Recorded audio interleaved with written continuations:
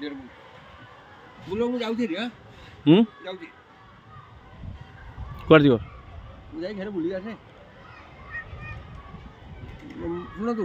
ମୁଁ ଯୁଆଡ଼େ ଯାଉଛି 15 ମିନିଟ୍ ଭିତରେ ଆସିବି ଯଦି କୌଣସି ପ୍ରକାର 14 ମିନିଟ୍ ଭିତରେ ଟେନସନ୍ ହେଲା ମୋତେ କଲ୍ କରିବେ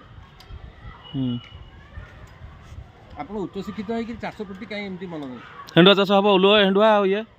ସାରୁ ହେଣ୍ଡୁଆଟା ଆକ୍ଚୁଆଲି କେତେ ଦିନରେ ପ୍ରଡକ୍ସନ୍ ବାହାରିବ ହେଣ୍ଡୁଆ 4 ମାସ ଚାଷ କଥା ନୁହଁ ହାଁ ଚାଷ କଥା ନୁହଁ ଆମର ସପ୍ଲାଏ ହେଉଛି ଆପଣଙ୍କଠୁ ହେଣ୍ଡୁଆ ଯାଉଛି କଳାହାଣ୍ଡି କୋରାପୁଟ ନବରଙ୍ଗପୁର ଉମରକୋଟ ସେଠି ଯାଉଛି କାଲି ଆମେ ବସିକି ଗୋଟେ ଏଇ ଚାଷ ବିଷୟରେ ଆଲୋଚନା କରୁଥିଲୁ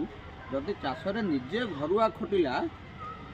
ପଡ଼ିବ ମାଡ଼ିବ ମଞ୍ଜି ଲଗେଇବ ତାହେଲେ ଦୁଇ ପଇସା ହେବ ଚାଷ ପୁଣି ଚାଷ ବଞ୍ଚୁଛନ୍ତି ନା ନାହିଁ ଚାଷ ମାନେ ଆଉ ଇଏ ପକେଟରେ 20 ଟଙ୍କା ଆପଣ ନେଇକିରି ସାରଳାରେ ଓହଳିକିରି ଗୋଡ଼ିମାଳ ଯିବେ ସେଠି ଓହ୍ଲେଇବେ ତାଠୁ ମଞ୍ଜି କିଣିବେ ପୁଣି ସାରଳାରେ ଟଙ୍କା 10ଟି ଦେଇକି 5ଟି ଦେଇକିରି ଆସି ନିମାପଡ଼ାରେ ପହଞ୍ଚି ଚାଲି ଚାଲି କେନାଲ ବନ୍ଧ ପଟେ ଆଇଲେ ହେବ ଆପଣ ଯେଉଁ କାର୍ରେ ଯାଉଛନ୍ତି ତାର ଇନଭେଷ୍ଟ ଅଛି ନା ନାହିଁ ମୋଟା ବାପୁଲାକୁ ଧରିକିରି ତାର ଇନଭେଷ୍ଟ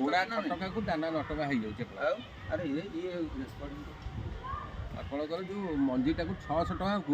ଖର୍ଚ୍ଚ 1600 ଟଙ୍କା 16,600 ତେଣୁ ଆପଣଙ୍କର ଯେଉଁ ହେଣ୍ଡୁଆଟା ହେବ ସେଇଟା ଅତି ଉଚ୍ଚ ଦାମରେ ବିକ୍ରି କରିବାକୁ ମାର୍କେଟରେ ପଡ଼ିବ।